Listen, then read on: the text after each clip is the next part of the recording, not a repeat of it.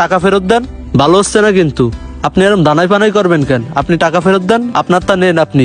আপনি কইছেন লাল লাগবে, আপনারে আমি লাল তরমুজ দিছি। আপনি কি কাহিনী করেন আমার লগে? তরমুজ নিয়ে এনতে যান, কোনো টাকা পয়সা ফেরত হবে না। কাহিনী করেন না, যান এনতে যান। উনি তো ঠিক কথাই কইছে, দোষটা আপনার ভাই।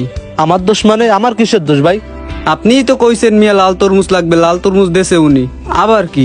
ভাই আপনাকে দোষ কি জানেন? আপনারা নিজেকে মেলা চালাক মনে করেন। আপনারে আমি কইলাম যে আপনারে আমি বাইসে একটা ভালো তরমুজ দিই, আপনি আমার কথা বিশ্বাস করলেন না। আমরা তরমুজের ব্যবসা করি, আমরা জানি না কোনটা ভালো কোনটা খারাপ। আপনি লাল তরমুজ চাইলেন তাই লাল তরমুজ দিলাম। আপনি যদি কইতেন ভাই মিষ্টি একটা ভালো তরমুজ দেন, আমি আপনারে ভালো তরমুজই দিতাম। আচ্ছা ভাই, যা আর হইছে আপনি তরমুজটা দেন। এই নেন, আপনাকে তো ধরেন। এ ভাই চলেন। আচ্ছা ঠিক আছে ভাই, থাকেন। আমাদের সমাজে এরকম অনেক মানুষ আছে যারা নিজেদেরকে অনেক বড় মনে করে এবং অনেক চালাক মনে করে। তারা কোনো মানুষকে মূল্য দিতে জানে না, কোনো মানুষের কথা শোনে না, যার কারণে প্রতিনিয়ত তারাই সবসময় বিপদের সম্মুখীন হয়। নিজেকে বড় মনে করলেই আপনি সবসময় ঠকে যাবেন, তাই কখনোই নিজেকে বড় মনে করা উচিত না।